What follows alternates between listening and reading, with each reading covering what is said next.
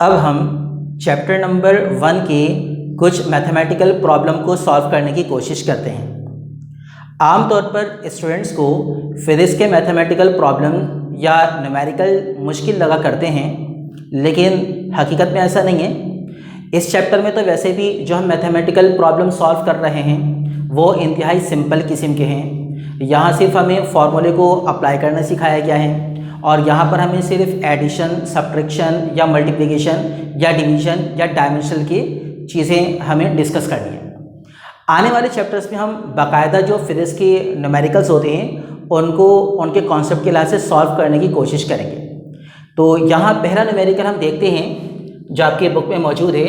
Find the area of rectangular plate. Rectangular plate का आपको क्या मालूम करना है? एरिया मालूम करना है। Having length of 21.3 plus minus 0.1 centimetre. ऐसी रेक्टेंगुलर प्लेट जिसकी लंबाई कितनी बताई गई है? 21.3 plus minus 0.1 centimetre and width of 9.8 plus minus 0.1 centimetre. और चौड़ाई यानी विड्थ कितनी है? 9.8 प्लस माइनस 0.1 सेंटीमीटर। अच्छा, इसको थोड़ा सा करेक्ट कर लेते हैं। ये 0.2 होगा। 21.3 प्लस माइनस 0.2 सेंटीमीटर है बुक में, ठीक है। अच्छा, यहाँ पर आप एक चीज़ पर गौर कीजिए। ये जो लेंथ आपको नज़र आ रही है और फिर जो विड्थ आप देख रहे हैं, ये एक नए अंदाज में लिखी हुई है। इससे पहले छोटी क्लास तक आपने लेंथ या विड्थ को शायद इस तरह से ना लिखा हुआ देखा हो। यहाँ प्लस माइनस 0.2 सेंटीमीटर का मतलब क्या है? इसका मतलब ये कि लंबाई में या तो इतना इजाफा या इतनी कमी हो सकती है। हम अपनी रोज़मर्रा की ज़िंदगी में एक लफ्ज़ इस्तेमाल करते हैं कमोबेश, यानी थोड़ा बहुत कम या थोड़ा बहुत ज़्यादा। तो लंबाई में इतनी कमी या इतनी ज़्यादती हो सकती है। इसी तरीके से चौड़ाई यानी विड्थ में देखें तो यहाँ पर भी आपको विड्थ एक नए अंदाज में लिखी हुई नज़र आ रही है। आज 9.8 प्लस माइनस 0.1 सेंटीमीटर, यानी चौड़ाई 9.8 है लेकिन उसमें 0.1 सेंटीमीटर का इजाफा या कमी हो सकती है। मतलब इतनी अप्रॉक्सीमेटेड एरर आने के इम्कानात हो सकते हैं। तो हम अब इसकी रेक्टेंगुलर प्लेट का एरिया कैसे निकालेंगे? इसके लिए सबसे पहले हमें क्या करना होता है? डेटा बनाना होता है। फिजिक्स में सबसे इम्पॉर्टेंट चीज़ ये है कि जो क्वेश्चन आप सॉल्व कर रहे हैं उस क्वेश्चन को अच्छी तरह पिक करें कि उसमें क्या क्या चीज़ें गिवन हैं और क्या क्या चीज़ें रिक्वायर्ड हैं। जो चीज़ें गिवन हों और जो चीज़ें रिक्वायर्ड हों उनको अपने पास एक शॉर्ट इन्फॉर्मेशन की सूरत में लिख लीजिए। वो जो शॉर्ट बेसिक इन्फॉर्मेशन आपको मिल रही होती है क्वेश्चन से, उसी को हम क्या कहते हैं? डेटा कहते हैं। तो डेटा सबसे पहले हम बनाते हैं, स्टार्ट करते हैं डेटा। इसमें आपको क्या क्या चीज़ें गिवन है? सबसे पहली चीज़ जो आपको नज़र आ रही है वो है लेंथ, और दूसरी चीज़ जो आपको नज़र आ रही है वो है विड्थ। तो हम यहाँ पर लिख लेते हैं कि लेंथ, जिसको हम आमतौर पर एल से जाहिर करते हैं, वो कितनी है? 21.3 प्लस माइनस 0.2 और यूनिट क्या यूज़ हो रहा है? सेंटीमीटर। इसी तरह दूसरी चीज़ जो हमें गिवन है वो क्या है? विड्थ। विड्थ को हम W से जाहिर करेंगे और ये कितनी है? 9.8 प्लस माइनस 0.1 यूनिट, यहाँ पर भी क्या है? सेंटीमीटर। हमें रिक्वायर्ड क्या है? हमें मालूम करना है रेक्टेंगुलर प्लेट का एरिया, जिसको हम कैपिटल A से जाहिर कर देंगे। अब सॉल्व कैसे करेंगे? हमें ये तो पता चल गया कि मालूम क्या करना है, एरिया मालूम करना है रेक्टेंगुलर प्लेट का। अब एरिया याद कीजिए, हम डिस्कस कर चुके हैं कि डिपेंड करता है शेप ऑफ द ऑब्जेक्ट पर। जैसी शेप होती है उसी तरह का एरिया होता है। तो आइए देखते हैं कि रेक्टेंगुलर प्लेट किस तरह की हो सकती है। आप जानते हैं कि रेक्टेंगुलर प्लेट कुछ इस तरह की होती है। कोई भी ऐसी ज्योमेट्रिकल शेप जिसकी दो ऑपोजिट साइड्स लेंथ में बराबर हों, ये वाली साइड देखिए, ये वाली साइड देखिए, लेंथ में बराबर होगी, ये वाली साइड और ये वाली साइड लेंथ में बराबर होगी, और चारों के चारों एंगल्स 90 डिग्री के हों, तो उसको हम कहते हैं रेक्टेंगुलर प्लेट या रेक्टेंगुलर सरफेस। यहाँ पर कितनी चीज़ें नज़र आ रही हैं हमें? यहाँ पर हमें दो चीज़ें नज़र आ रही हैं। एक तो ये वाली लंबाई है जिसको हम लेंथ ही कह देंगे, और एक ये वाली लंबाई है, लेकिन इसको अब हम लेंथ नहीं कहेंगे, इसको हम कह देंगे विड्थ, ठीक है ना? W है तो वो भी लंबाई, लेकिन हम यहाँ पर क्या कहेंगे? उसको विड्थ क्योंकि हमें विड्थ गिवन है। तो अब जो एरिया है वो एरिया बेसिकली क्या हो गया, एरिया हो गया ये वाली चीज़ और ये वाली चीज़, इन दोनों का प्रोडक्ट। तो हम बाय फॉर्मूला क्या लिखेंगे, बाय फॉर्मूला हम ये लिखेंगे कि area of the rectangular plate वो किसके बराबर होगा, product of length and width. Width और लेंथ दोनों को हमने क्या कर दिया, मल्टीप्लाई कर दिया। अब इसको हम थोड़ा सिंबलिक फॉर्म में लिखेंगे, एरिया के लिए ए, लेंथ के लिए एल और विड्थ के लिए हमने लिख दिया डब्ल्यू। वैल्यू सब्स्टिट्यूट कर दीजिए, फॉर्मूला तो हमने सही अप्लाई कर दिया है। अब हम नेक्स्ट स्टेप में क्या करेंगे, वैल्यूज पुट करेंगे।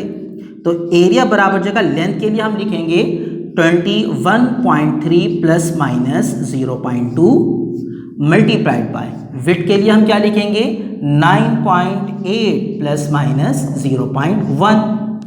ठीक है, हम चाहें तो यहाँ पर यूनिट्स लिख सकते हैं, सेंटीमीटर और सेंटीमीटर वो भी लिख सकते हैं। आगे चलते हैं, एरिया इक्वल्स, यहाँ देखिए दोनों ब्रैकेट्स आपस में मल्टीप्लाई हो रहे हैं, और जब दो ब्रैकेट्स आपस में मल्टीप्लाई हो रहे हों तो हम क्या करते हैं, याद कीजिए छोटी क्लासों में क्या करते थे, पहली वाली ब्रैकेट के पहले मेंबर को दूसरी वाली ब्रैकेट के हर एक मेंबर से हम क्या करते हैं, मल्टीप्लाई, और उनकी साइन का भी ख्याल रखते हैं। इसी तरह पहली वाली ब्रैकेट के दूसरे मेंबर को दूसरी वाली ब्रैकेट के हर एक मेंबर से हम क्या करेंगे, मल्टीप्लाई, और उनकी साइन का भी ख्याल रखेंगे। तो इसको पहले हम सिंपल यूँ लिख लेते हैं कि पहली वाली ब्रैकेट का पहला मेंबर 21.3, अब ये पूरे के पूरे दूसरे ब्रैकेट के हर एक मेंबर से मल्टीप्लाई होगा। तो यहाँ मैंने लिख दिया 9.8 प्लस माइनस 0.1, और चूंकि इस ब्रैकेट और इस एलिमेंट के दरमियान कोई साइन नहीं है तो ये इस बात की अलामत है कि दोनों मल्टीप्लाई हो रहे हैं। तो मैंने 21.3 को इस पूरे के पूरे ब्रैकेट के साथ मल्टीप्लाई किया, इसका और इसका काम हो गया। अब क्या चीज़ रह गई है, अब रह गया है 0.2 और फिर ये पूरा का पूरा ब्रैकेट। तो अब हम 0.2 को इसके साथ मल्टीप्लाई करेंगे, लेकिन हमें साइन का भी ख्याल रखना है कि साइन कौन सी है।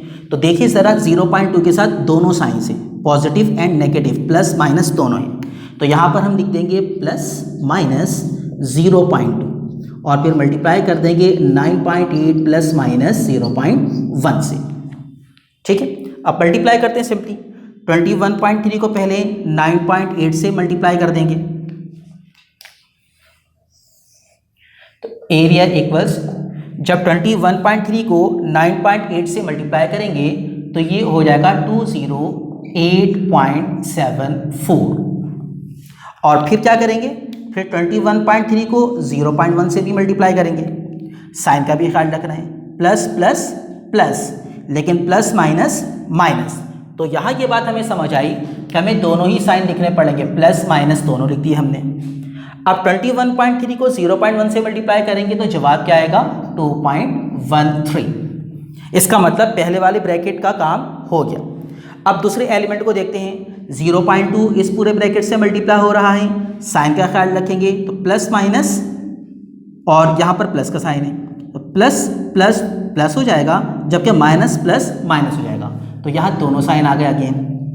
0.2 को 9.8 से मल्टीप्लाई कीजिए 1.96, यानी मैंने क्या किया, 0.2 को इसके साइन के साथ लेकर 9.8 से मल्टीप्लाई कर दिया।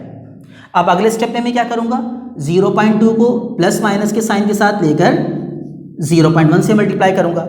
तो करते हैं मल्टीप्लाई, यहाँ पर भी डबल साइन, यहाँ पर भी double sign, plus plus plus, minus minus भी क्या होता है, प्लस होता है। तो हमें पता चला कि हमें एक ही साइन यूज़ करना पड़ेगा, दोनों सूरतों में पॉजिटिव आंसर ही आ रहे हैं। तो 0.2 को 0.1 से अगर हम मल्टीप्लाई कर देते हैं तो सूरत हाल क्या हो जाएगी, 0.02। तो मल्टीप्लिकेशन तो यहाँ पर मुकम्मल हो गई। अब आखिर में हम क्या करेंगे, सिंप्लीफाई।